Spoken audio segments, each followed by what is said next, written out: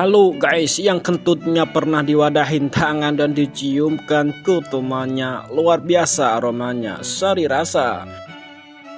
Kembali lagi bareng Mas Beras, pria imut tanpa gula.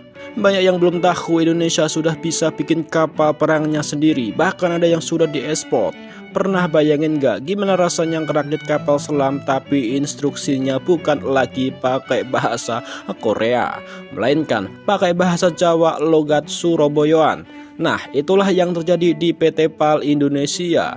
Di video kali ini kita nggak cuma bahas kapal perang yang keren buat dipajang di wallpaper HP kalian, tapi kita bedah siapa aja mak jomblang di balik kemandirian militer kita. Ada yang hasil kerja kerasnya sendiri, ada juga yang hasil PDKT sama Belanda dan Inggris. Mari kita bedah, let's go guys. 1. Kapal perusak kawal rudal PKR kerjasama strategik.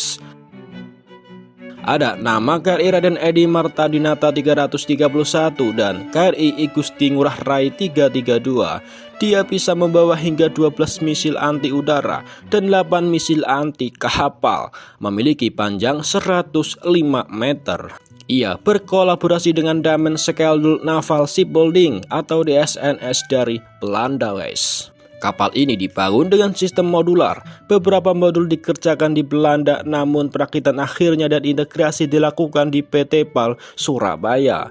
Ini adalah contoh sukses transfer of technology atau TOT. 2. Frigate Merah Putih menuju Mandiri. Frigate kelas Arohat 140 sedang dalam proses pembangunan. Ialah KRI Balaputra Dewa 322 yang sudah berhasil diluncurkan dengan panjang sekitar 140 meter, bobot hingga 6.000 ton.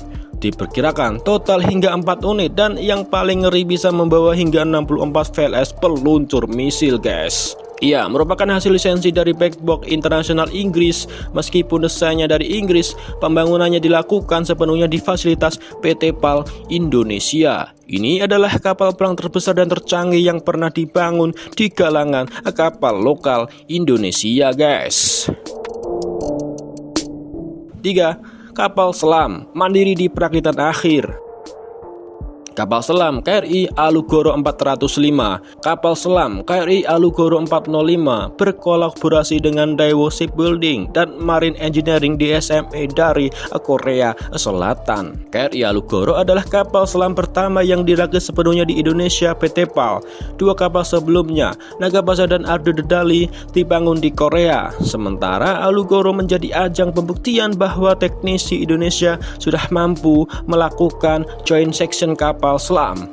Alugoro memiliki panjang 61,3 meter, mampu beroperasi hingga 50 hari tanpa henti dan dilengkapi dengan 8 tabung torpedo 533 mm dan resmi perkuat TNI AL pada 6 April 2021. 4. Kapal cepat rudal KCR dan LPD hampir 100% mandiri. Nama kapalnya adalah KCR 60 meter termasuk Sampari kelas. Dia dirancang untuk membawa hingga 4 unit rudal seperti C705 buatan dari Tiongkok, dan kapal LPD Makassar atau Semarang kelas adalah kapal pendukung amfibi yang bisa membawa hingga 618 personil, hingga 22 tank, 2 unit kendaraan LU dan 3 helikopter. Ia mandiri oleh PT PAL Indonesia. Untuk desain lambung hull dan struktur Indonesia sudah sangat-sangat mandiri. Kapal LPD kita bahkan sudah diekspor ke Filipina dan Uni Emirat Arab. Namun untuk sistem persenjataan rudal atau meriam, Indonesia masih sering bekerja sama dengan perusahaan seperti Roketsan Turki atau Thales dari Prancis. 5. Kapal tanpa awak atau kasot, inovasi mandiri 2025. Kapal selam tanpa awak kasot ini adalah makarya mandiri dari PT PAL. Produk terbarunya dan terpanas PT PAL baru saja dipamerkan pada akhir 2025. Ini membuktikan bahwa Indonesia mulai masuk ke teknologi militer berbasis AI dan otonom tanpa bantuan asing yang dominan. Kasot memiliki panjang 15 meter dan mampu beroperasi hingga 72 jam normalnya. Namun menurut berita bisa mengisi daya dengan arus laut dan dipersenjatai dengan torpedo. Gimana? Menurut kalian, alutsista apalagi yang harus kita bahas? Kapal induk atau pesawat siluman buatan sendiri mandiri? Tulis di kolom komentar ya. Jangan lupa like, share, dan subscribe biar algoritma YouTube makin cinta sama konten militer Indonesia. Saya Mas Pras, salam samudra.